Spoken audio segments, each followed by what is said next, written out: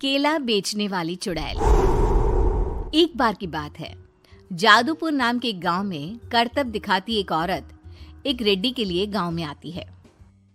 आइए आइए मेहरबान कदरदान, खाइए रोहड़ा के ताजे ताजे केले। कभी खाए नहीं होंगे ऐसे केले, पीले पीले केले खाइए। ये कहकर रोहड़ा हाथों में 4 केले लिए उन्हें सर्कल में जोर जोर से हवा में उछालती हुई करतब दिखाती है, जिसे देखकर आसपास के सारे बच्चे अपने अपने मम्मी पापा से उस औरत के पास जाने की जिद करने लग जाते हैं। पापा, ऐसा तो सर्कस में बॉल से होता है ना, ये आंटी तो केले से कर रही है। चलिए ना पापा, देखते हैं। रोहड़ा एक पतली सी तार पर चलती हुई केलों से करतब दिखाती है। आते जाते सभी लोग बाहर रुककर उसके करतब देखते हैं और वाह वाही करते नहीं थकते। जैसे ही एक आदमी पास आकर उसे पैसे देने लग जाता है, तब वो कहती है, अरे नहीं नहीं साहब, मैं करतब तो बच्चों के मन को बहलाने के लिए करती हूँ। धंधा तो मेरा केले का है। पीछे देखो मेरी रिड्डी, जो भी मेरे केले खाएगा मेरी तरह चुस्त दुरुस्त और तंदुरुस्त हो जाएगा। पता चलता है क्या कि मेरी उम्र 55 की है। अरे पर ऐसे ठंड के मौसम में कोई केला क्यों खाएगा? ये ऐसे वैसे केले नहीं है साहब, ये शरीर में गर्मी देते हैं। ठंड को दूर भगाए जो भी रोहिणा के केले खाए। पापा, अगर मुझे केले नहीं मिले तो मैं घर नहीं जाऊंगी। तभी उसके पापा कहते हैं कि बेटा, केले ठंड में कभी गर्मी नहीं देते। ये सब कहने की बातें हैं, सामान बेचने का तरीका है इनका। पर पिंकी नहीं मानती। मैं केले खाऊंगी। पिंकी की जिद के आगे नत्थू हार जाता है और उसे केले खरीद कर दे देता है। पिंकी खुश होकर केले घर ले आकर खाती है। अब मैं भी करतब करूंगी, कितना मजा आएगा। जादुई केले। पिंकी पहला केला खत्म भी नहीं करती कि वो बेहोश हो जाती है। दूसरे केले से एक काला धुआं आता है और रोहड़ा चुड़ैल बनकर बाहर निकल आती है। मेरे भूतिया केले बच्चे न खाए, ऐसा हो ही नहीं सकता। जादूपुर वालों, कब तक बचोगे? आ गई हूं मैं रोहड़ा, जिसका कोई नहीं कर सकता सामना। रोहड़ा पिंकी को गोद में उठाकर काले धुएं में कहीं गायब हो जाती है। शाम के वक्त नत्थू घर लौटता है और पिंकी को घर में ना पाकर उसकी माँ से कहता है, माँ पिंकी कहाँ है?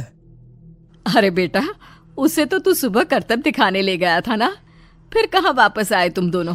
मुझे लगा तू उसे अपने साथ मंडी ले गया होगा। हे भगवान, मेरी बच्ची कहाँ गई? मैं उसे घर ही तो छोड़कर गया था माँ। नत्थू गांव के घर कोने में अपनी बेटी को ढूंढता है, पर उसे वो कहीं नहीं मिलती। परेशान होकर आखिर रो रो कर नत्थू हिम्मत हार कर घर लौट आता है। अगली सुबह रोहड़ा फिर से करतब दिखाने आती है और इस बार पिंकी की तरह रोनी केले खरीद लेता है। 50 रुपए दिए थे पापा ने, सारे पैसों की मैंने केले खरीद लिए हैं। अब मैं भी आंटी की तरह ही करतबबाज बन जाऊंगा। यही सोचते हुए रोनी केले खाता है और पहला अकेला केला आधा खत्म भी नहीं करता कि चुड़ैल उसके सामने आ जाती है। मेरे साथ चलने का समय आ गया है रोनी। ये तो बस शुरुआत है। अब इस गांव के सारे बच्चे धीरे धीरे मेरे कब्जे में होंगे, एक बच्चा भी नहीं बचेगा। ये कहकर रोनी को गोद में लेकर काले धुएं में अदृश्य हो जाती है। इसके बाद हर रोज गांव में से कोई ना कोई बच्चा गायब होता, पर ऐसा क्यों हो रहा है किसी को भी समझ में नहीं आ पा रहा था। रोज की तरह अपनी बेटी पिंकी की तलाश में नत्थू गांव के एक तालाब के पास बैठा रो रहा था। कहाँ गई मेरी पिंकी? शकुंतला के जाने के बाद एक वही तो मेरा सहारा थी। अरे उसकी आत्मा कोस रही होगी मुझे कि मैं अपनी बच्ची को संभाल भी नहीं पाया। नत्थू ये कहता हुआ रो ही रहा था कि तभी तालाब में से उसे शकुंतला की आवाज सुनाई देती है। कहाँ थी तुम शकुंतला? हमारी बच्ची और सारे गायब हुए बच्चे रोहड़ा के कब्जे में हैं। वो बच्चों को जो केले देती है उससे बच्चे बेहोश हो जाते हैं और उसके कब्जे में आ जाते हैं और वो उन्हें ले जाकर काली दुनिया में ले जाती है। पर वो ऐसा क्यों कर रही है? ये मैं नहीं जानती, पर उस दुनिया का रास्ता मैं आपको बता सकती हूँ।